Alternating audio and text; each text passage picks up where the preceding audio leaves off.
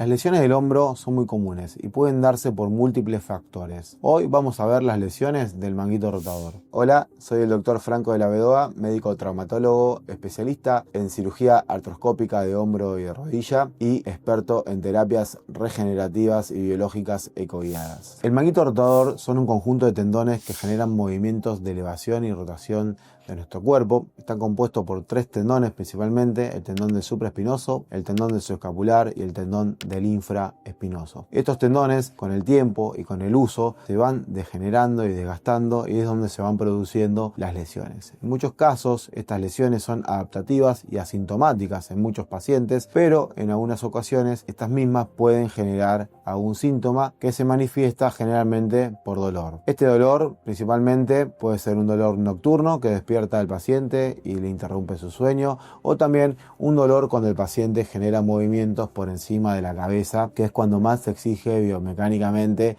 a esta articulación. Las lesiones comienzan con una degeneración del tendón donde va perdiendo su patrón fibrilar, que se llaman tendinosis. Luego, estas, si evolucionan en el tiempo, pueden progresar a una ruptura del tendón. Inicialmente será una ruptura parcial que luego progresará a una ruptura completa del tendón. Estos son los escenarios de las lesiones degenerativas y progresivas, que son las más frecuentes. Tenemos otros casos donde hay un traumatismo directo o indirecto del tendón, donde el tendón se puede romper agudamente y desinsertar de su inserción a nivel del húmero. En algunos casos también es una combinación de ambas, ya que algún paciente que tenga una tendinosis o degeneración de los tendones del manguito rotador sufre un traumatismo, va a ser más propenso a que este tendón se corte y se rompa. Vamos a las lesiones iniciales, a las tendinosis y a las lesiones degenerativas del tendón, incluso algunas lesiones parciales del mismo. ¿Cómo abordamos a estos pacientes? Inicialmente, y lo que más abordamos, es disminuir el dolor en el paciente. Pero más importante es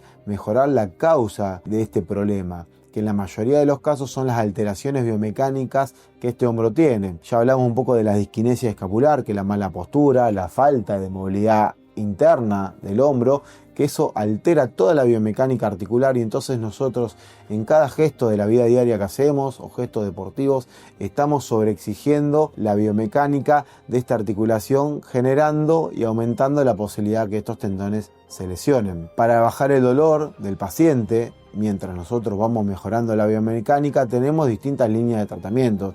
Inicialmente podemos tratarlo con antiinflamatorios por vía oral, algunos procedimientos de infiltraciones con antiinflamatorios, siempre bajo vía ecográfica para no infiltrar adentro del tendón, lo que generaría un aumento de la lesión a mediano y largo plazo. En la mayoría de los casos estos tratamientos son efectivos y el paciente puede retornar a sus actividades cotidianas sin ningún tipo de problema. Ahora, en muchos casos el tendón está muy enfermo o ya tenemos focos de rupturas parciales en el mismo, con lo cual la mejoría clínica de estos procedimientos, estos tratamientos que nosotros hemos realizado, van a ser transitorias, y en muchos casos el paciente tiene recidivas de sus síntomas de las tendinosis o rupturas parciales de los tendones del manguito rotador, especialmente el más afectado, que es el tendón del supraespinoso. Cuando nosotros tenemos este tipo de pacientes que han fallado al tratamiento conservador y que hemos agotado todas estas instancias, generalmente lo abordamos con algún tratamiento biológico, con una terapia regenerativa,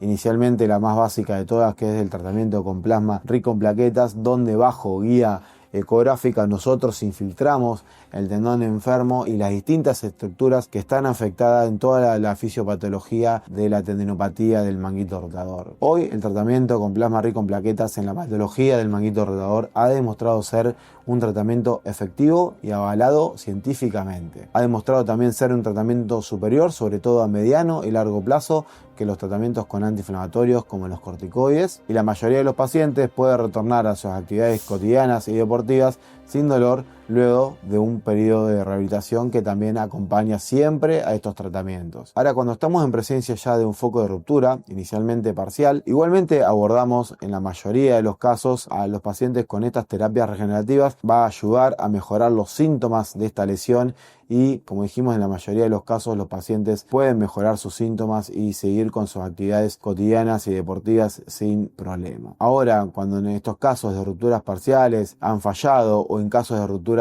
completas del manguito rotador, en muchos casos debemos pensar en un tratamiento quirúrgico para reparar ese tendón lesionado y sobre todas las cosas evitar que esa lesión siga progresando y agrandándose, porque luego de que el tendón se rompe completamente comienza a retraerse, lo que dificulta sustancialmente los resultados luego de una cirugía. Además de eso, una vez que el tendón está cortado, comienza a suceder otros fenómenos a nivel muscular, ¿sí? Lo que sucede es que al tendón, a no funcionar, el músculo de ese tendón, o sea el músculo supraespinoso, empieza a atrofiarse y empieza a infiltrarse de grasa.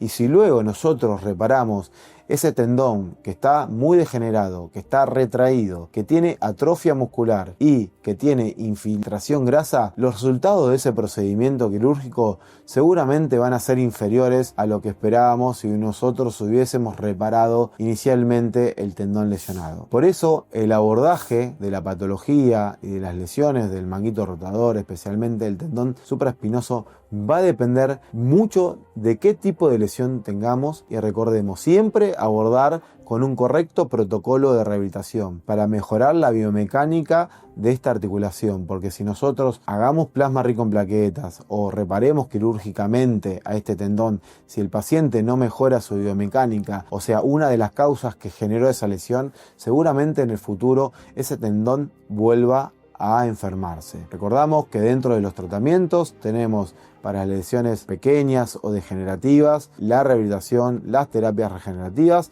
y para lesiones un poco más grandes siempre no dejar que ese tendón se siga reparando para evitar las complicaciones que recién comentamos. Si te gustó este video, suscríbete y vas a tener más información sobre las terapias regenerativas y para qué pueden ayudarte.